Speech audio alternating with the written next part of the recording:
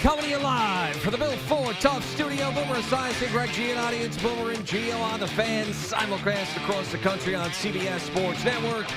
And wherever you are in the free Odyssey app. Good Tuesday morning. Boomer out today. We've got Jerry in for him. Good morning, Jerry. Yes, good for you, Boomer. I'm doing well.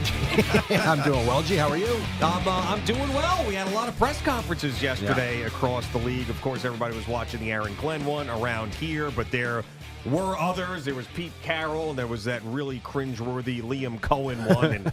And we know, you especially know, because you've cut up about 10 million press conferences in your life, that it really doesn't matter in the long run. You know, very rarely does a press conference turn into exactly what you expect from that particular coach, good or bad.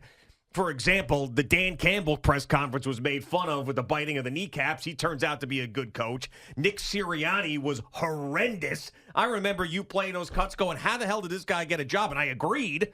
And now he's in his second Super Bowl. And then you get a guy like Joe Judge, who had a great first press conference and then was a miserable head coach. But just based on the press conference, Aaron Glenn, like we had said, was going to be great at this. We had heard him speak before. We knew he was going to be great. I don't blame any Jets fan for getting excited about that press conference, because you got to get excited. You can't just be totally negative all the time if you're a Jets fan. And the fact, there's a couple of pros here, a couple of things I liked. The fact that he referenced that 98 AFC Championship game and how there was unfinished business, the fact he actually wanted to come here and turn this thing around, those things were good. But, you know, it remains to be seen. He's got a lot of hires. There's going to be some growing pains, and they got to figure out Aaron Rodgers. But as far as just on the surface, I mean, he hit it out of the park yesterday, Aaron Glenn. Yeah, it was as good as, if you're a Jet fan, it's everything you wanted to hear and see. It seems like he and the new GM Muji are in agreement on a lot of different things here in the early going. He, by the way, is a huge human being. 6'6". Reminded me of Kevin Burkhardt, the look. Facially, he looked like Kevin Burkhardt at times to me, especially with the side profile. But the one thing that I took from Aaron Rodgers, well, a couple things. Number one, the Jets have done kind of what most teams do. You go from the nice coach to what looks to be like a hard ass. Like, he is going to come in here and run the show the way he thinks it needs to be run. It's going to be his way or the highway, which I think is the right way to go. The one thing I took from it, though, that I somewhat disagree with, he was asked the direct question about Aaron Rodgers, and this was, I think it was after. With the reporters? Yeah, with the, they I don't know, why waste our time putting him at the table? If we're just going to break off and keep asking him questions, let's just do that then for an hour. But yeah. After they do the press conference, they break off with the reporters. And, he had the one comment where he's like, if you're going to keep asking me about Aaron Rodgers, we're not doing it, blah, blah. Okay, fine. So they asked it in a different way. They said, is Rodgers a football decision, or, how do you make this decision? And he says, everything we do is a football decision, which is all well and good, except for the one issue of the salary cap. Like, that's the one thing I keep coming back to when you talk about Aaron Rodgers or not talk about Aaron Rodgers. It's just not that easy to move on from a $49 million cap hit. And when you look at, I was kind of looking at where, I guess if they were going to move on, it would be a post-June 1st cut, which would save them a significant amount of money on the cap and all that. But then who's your quarterback? So if you're looking for the idea of drafting a quarterback and having someone mentor him, well, you got a guy here who said he would do it already. And, oh, by the way, he's pretty damn good, at least he has been, and was later in the season, although not great all year long. And if you're going to keep him, then you got your quarterback, and it makes sense to me that he's here. That was the only thing he said, though, that I think not so true. That can't just be a football decision. It's a money decision, too. Yeah, and I used to think that the salary cap was, and some of these big contracts and the dead cap was just so prohibitive in certain situations until the Denver Broncos did what they did last year. And now I have to completely change that opinion, because I've never seen a team do that, where they just got rid of Russell Wilson, took on tens of millions of dead cap money, drafted a quarterback in the first round, number 12 overall, Bo Nix, and then went to the playoffs. But that's where you can do it. But the Jets, see, this would be the question. Is there a quarterback that they believe can step in and be competent year one in the draft? Because otherwise, the Broncos clearly felt pretty good about Bo Nix. So they were able to do what they did, or at least the quarterback class that they were going to be able to draft, that they would get competent play, maybe not so good early on, but they felt like this was a kid they could see really being the starting quarterback. And that certainly proved to be the case as the season wore on and he got better and better. I've got people telling me that Shedeur Sanders and Cam Ward aren't franchise quarterbacks. So who the hell are the Jets going to get at 7 or 8 or where they're picking to where you would say, we're going to cut him, we don't need him, and we're going to develop who? And if you're going to bring in another guy, so you're going to pay Aaron Rodgers or have that cap hit and then pay another veteran quarterback? Yeah, I'll counter that with we got probably 10 or more calls about Bo Nix prior to the draft. And it was, we're just not going to go in the first round. He's not going to go in the first round. Probably maybe third round. Who knows? I mean, maybe someone takes a flyer on him to getting drafted number 12 overall. So right now, as we sit here at the end of January, we have no idea who that guy could Agreed. be. None. I mean, it could end up being Dart. I mean, it could end up being anybody because I this time last year, Bo Nix wasn't even close to the number 12 overall pick. Now, can the Jets, with Aaron Glenn as a first-time head coach, we don't even know who the coordinators are yet, take a rookie quarterback and then do what Sean Payton did with Bo Nix? The answer to that to me is no, 10 times out of 10.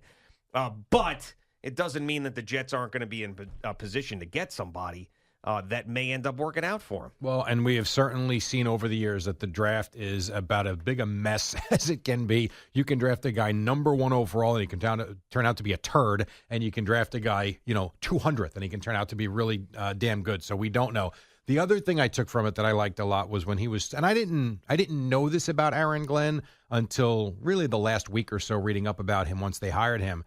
This track that he took after his playing career, where he really started ground level, he had the comment about, some of the most fun times he had was on the road, driving in his Honda from, Dallas to South Dakota to scout players as he was trying to move through the process to become a coach. So you really feel like you got a guy that has seen every aspect of the game, from a player to a scout to an assistant coach to a coordinator, now to a head coach. I don't know that there's much he doesn't know about the game. And I think that's, comforting if you're a Jet fan. Yeah, I mean, I like the fact that he worked his way up to, and I like the fact that he saw an organization in the Lions go from being a really bad team to a really good team. I just don't know how much of it was him doing it. I mean, the fact that he was there certainly is great, but if you look at the success of the Lions, there's 3 guys that are so much more important to the turnaround that they had than Aaron Glenn was. 1 was the head coach of Dan Campbell. 2 was probably, actually number 1 was probably Brad Holmes, the general manager in the drafts that he had. And then Ben Johnson. I mean, that team was not that team until Ben Johnson started being the offensive coordinator. So, I mean, they were not known as a great defensive team. They ended up having a ton of injuries, as we know. But I just don't, all of that stuff is good, but what's really on his resume when it comes to building something on his own? I mean, really nothing. I don't know that answer. I just know he's done everything you need to do in the NFL to get this opportunity. And I do like, another thing he said was, in terms of, they asked him if he's going to call the plays defensively. He said no. He goes, my job is going to be to run this team. He's going to hire an offensive coordinator and a defensive coordinator. They will call the plays, and he's going to trust the guys that he hires to do so. Here's what I would say, and you even pointed it out. You can't win anything in the press conference. It's about the play. Yes, you need good coaching for sure. I'm not going to dismiss that at all. You got to have the players. If you've got a crappy quarterback and a crappy team, you're going to be a crappy team, and the coach is not going to make you be good. But if you've got good players and the right mentality and respect in that locker room, which I don't know how you wouldn't respect this guy. I mean, I know it's not much, but the hype video that the Jets put out there last week when they hired this guy, if you're not a player in that locker room and sees that he is one of your older peers, for lack of a better term, and not be fired up that this is the guy that's going to run your organization now, then I don't know what you're looking for. He seems like a guy who's a no-nonsense guy. He wants to be here. He's a Jet who had as much success within the Jets since 1969, and he has seen the good, the bad, and the ugly. I don't know how you wouldn't be fired up to play for this guy. Yeah, I think the players are absolutely going to be fired up. Another thing I found really interesting was Muji, where he goes, man, someone asked him, why the Jets? Why come here? He goes, well, one of the main things, you look at the roster right now. I mean, we feel like we can win now. So, I mean, I guess Joe Douglas didn't do that bad of a job. No. This team has talent. This team has talent. And where this is, and I know it's so simplistic, but it really does come down to this, is all of these coaches that get these opportunities when they are stuck in quarterback hell, they're never going to get out of it. Yeah. And that's where the Jets are right now. They are. I mean, even if Aaron Rodgers comes back for one more year, and everybody thinks he's going to come back and be the player he was the last 4 games, I mean, he was hurt most of the season. He wasn't playing good football. He was hurt the previous year. Chances are he's going to get hurt again at this old age. But anyway, even if he comes back and plays one more year, then all of a sudden, you're supposed to be winning games with him, so you're not going to be at the top of the draft again. Then you got to be getting scrap heap guys. I mean, so the Jets of the previous regime had that opportunity to draft someone at the top of the draft and completely whiffed. And that was their downfall more than anything else. The Zach Wilson pick, not his fault, but the Jets' fault, set them back. There's no doubt about it. Like, to me, what's the alternative? The alternative would be to completely cut ties with Rodgers. Would have to be post-June 1st for money reasons. It has to be. And he would know that, obviously. And then you draft a quarterback, and I don't know, you take a flyer on one of these other veterans to at least be competent this year. But the alternative is to be really bad. Then what's the point of having all these good players? Like, you're wasting their prime years and their low salary years when you can actually do something. That's I think what you're alluding to, the kind of pickle that they're in. And by not having the quarterback and whiffing on the quarterback, we always hear you set yourself back 5 years. Well, this is the definition of setting yourself back 5 years when you screw up the number 1 or number 2 pick in the draft. Yeah, and it's tough to turn the page on what just happened when Aaron Rodgers comes back, because we know that they bent over backwards for him for 2 years, and now they're trying to do the opposite of that. And I really do believe that those guys were trying to say that yesterday, Muji and Aaron Glenn, where one of the questions was about Aaron Rodgers to Aaron Glenn, where Glenn's answer said, this is not about Aaron Rodgers, it's about the roster. And Muji said, I know Aaron's got his process, but we have our process too. I mean, It was almost like Woody Johnson and everybody that was there was like, listen, we're not going to let Aaron Rodgers run this thing again. If he comes back, he's going to come back on our terms. When we handed the keys to the organization over to him, it blew up in our faces. But, can you really get off to a fresh start and be the man and be the Dan Campbell of the New York Jets if Aaron Rodgers is still there? And that's something that I don't know the answer to, but I would lean towards no, because everybody looks to Aaron, and Aaron's on Pat McAfee, and Aaron's saying this, and Aaron's saying that. And now, you've got Aaron Glenn having to answer all of those questions and deal with all of that stuff. So it's tough. I mean, if it was just like you take the Aaron Rodgers personality and all the nutso stuff that goes on around him away, then yeah, bring him back. But the problem is all that stuff is still there with him.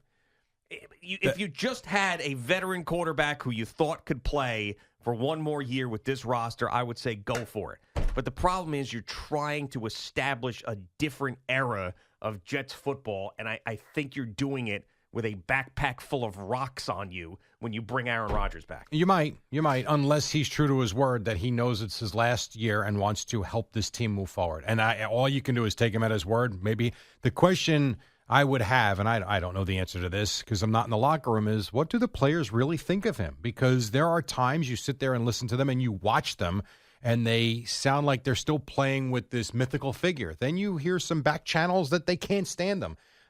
Unless you know that answer, I think it's a very difficult thing to kind of comprehend, to be quite honest. But I do think there is at least, when I look at what I saw yesterday, I feel like there's a new direction with this program.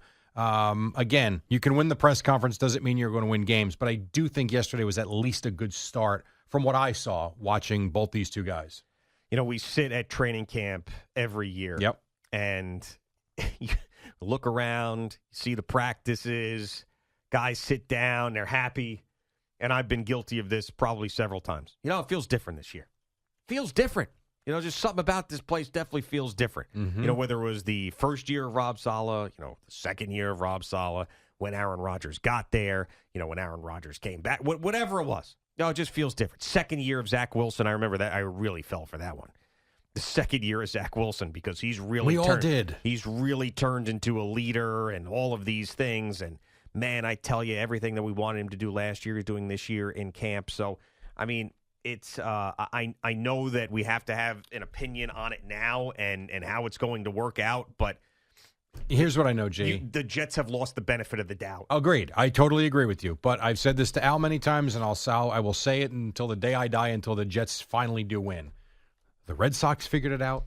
The Chicago Cubs figured it out. Two teams that I never thought I would ever see win. The Lions haven't won the Super Bowl, but the Lions have figured out how to be a winning program. There are examples of Jet-like franchises that have turned things around and have won. And if you're going to hang your hat on one thing, to me, it's the Cubs and the Red Sox. Like, think about what I did growing up. They were never winning. The curse of the Bambino. Not only did they flip that around, they became dominant for a decade. The Cubs beat the Indians.